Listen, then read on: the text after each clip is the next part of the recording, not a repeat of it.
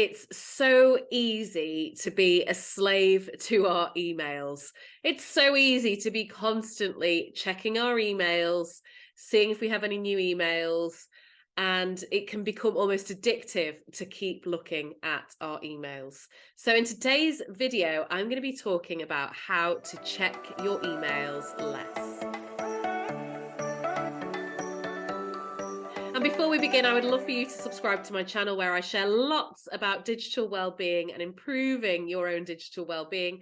Just click this little icon down here and that will allow you to subscribe to my channel. So let's kick in then to how to stop yourself checking your emails so damn much. And the first step in doing this is turning off your email notifications. We don't need to be alerted every time we get an email, because the problem is when we do get that notification, it takes our attention to our emails. So of course, we're going to check, we're going to read that email, we're going to go on to other emails.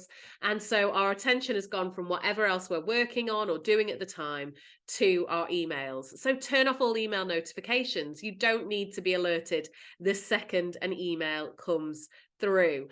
Of course, there are going to be the odd times where it's you're waiting on an email, but you'll probably find during those times you naturally extra check anyway if you're waiting on that email. Or alternatively, you could say to someone, I really need this information ASAP. Can you text me as soon as you sent it to email or something like that? Give them an alternative way of communicating with you so that you are alerted as soon as you have that email information. Now, the second thing, and it's probably in line with this, is managing the expectations of people in the way that you communicate. If you respond to emails instantly, people are going to learn to expect an instant response from you. Whereas when you take a few hours to respond, then they will learn that, okay, you check your emails a few times during the day, you're not an instant responder, maybe you're really busy. It doesn't look bad, does it? And sometimes I think, particularly as a business owner, it doesn't look great if I'm instantly responding to emails straight away. It kind of makes it look like I am just waiting around for emails to come through and I've got nothing else to work on. So I like to manage my clients' expectations, the people that communicate with me, their expectations, by making sure there's always a few hours, unless it's an absolute emergency, between the email coming through and me sending off the response to that email, because then they're not expecting an instant response every single time.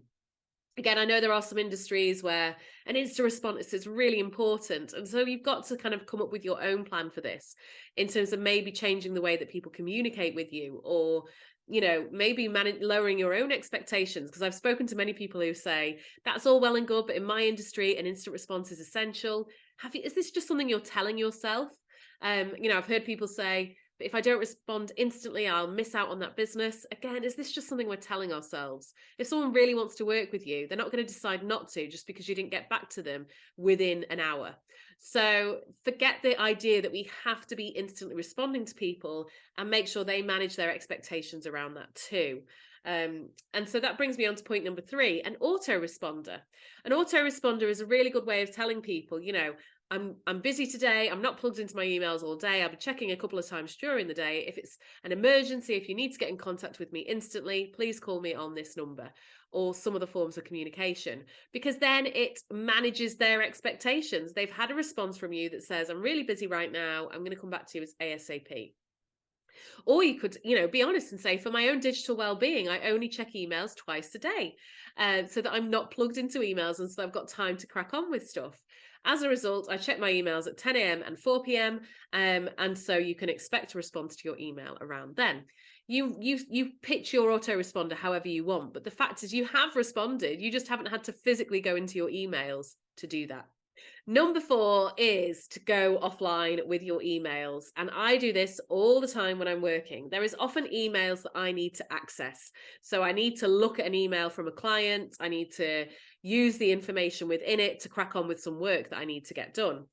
But I don't want to go into my emails and then be drawn into all the new ones that have come in. So I take my emails offline. That means there's no new emails coming in, but I can access the emails that I've already received. It also means I can hit the reply button to emails and edit, send out emails write those out, and they will sit in my outbox. When I come back online, they will be sent.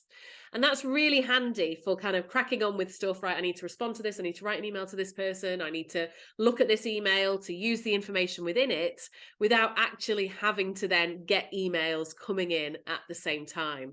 So that's a really good way, again, of making sure that you're not sucked into those emails, because we've all been there, haven't we? Oh, I need to open my inbox because I need to have a look at an email I've received.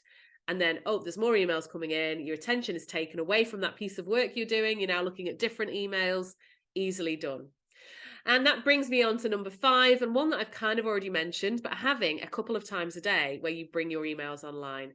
So 10 a.m. and 4 p.m. are really good ones to split up, because 10 a.m. means you're dealing with anything that's been received overnight and first thing in the morning, and 4 p.m. means you're dealing with anything that's been received during the day. And that for me is a really good way of managing the time I spend on emails, just doing it twice a day.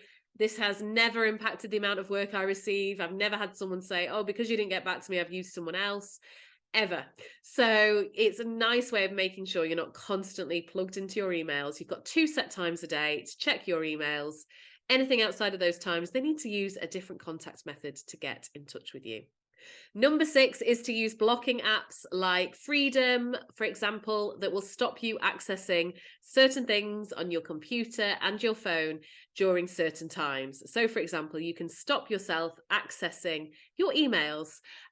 So that's a good way of stopping you going into them completely. If you really need to go into deep focus on work, Freedom is a great app in blocking different aspects of what you're doing. So it could block access to an internet browser, it could block access to your inbox, it could block access to social media. You get to choose what it blocks. And so you can heavily focus in on something you need to get done. And then finally, number 7 is to remove emails from your phone. Or if that feels too much because you're out working a lot and you need to have access to your emails, hide it away from your home screen. Don't have it there front and center. Usually, automatically, it's like one of the main options along the bottom of our home screen. So it's there wherever we are on our phone. Instead, hide it away. You could put it in a folder called work. Remind yourself that it's work, for example, and it's hidden away in a folder. So every time you go on your phone, your inbox isn't staring at you, blinking, saying, look at me, come and check what golden nuggets are in this inbox today. Instead, it's hidden away. But if you can, even better is to take emails off your phone completely, so that your emails aren't following you around your house, following you out the door, following you to bed at night. You can only access them from your desktop computer, and that means you will stop accessing them anywhere near as much as you were before. Really good one to kind of break that email habit. So I hope that has given you some good ideas around managing your emails and making sure that you're not plugging in and checking them all the time. It's just so easy to do, isn't it? And if you would like to learn more about reducing your smartphone use and not picking up your phone as much and gaining time back, as well as focus and attention and sleep and improving your mental health by using your phone less, then I will pop a link below for my course, which is all about reducing your phone use, that includes both a video and an ebook, and is a great way to really help you break your smartphone habit. And I will see you again in the next video. Bye bye.